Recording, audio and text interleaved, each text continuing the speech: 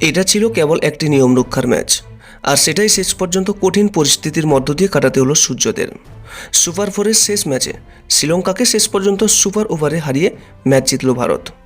আর ম্যাচের পর সূর্যকুমার জানালেন যে তিনি দলকে আগেই বলে দিয়েছিলেন যে এই ম্যাচ সেমিফাইনাল ভেবে খেলো। আর পুরস্কার বিতরণী অনুষ্ঠানে এসে হাসতে হাসতে সূর্য বললেন, মনে হচ্ছে ফাইনাল ম্যাচ খেলে উঠলাম এবং এইরকম রুদ্ধশ্বাস ম্যাচ জিততে পেরে খুবই ভালো লাগছে। শ্রীলঙ্কা সুপার ফোরে দুটো ম্যাচই হেরেছে, তবু ভারতের বিরুদ্ধে তাদের ব্যাটিং নজর কেড়েছে। সূর্যকুমার বললেন, শুরুটা খুব ভালোই হয়েছিল আমাদের। অভিষেক শর্মা থেকে শুরু করে সঞ্জু তিলকরা রানের গতি যেভাবে এগিয়ে নিয়ে গেছে তা প্রশংসনীয়। ফাইনালের আগে দলকে ভয়ডরহীন ক্রিকেট খেলার বার্তা দিয়েছেন তিনি।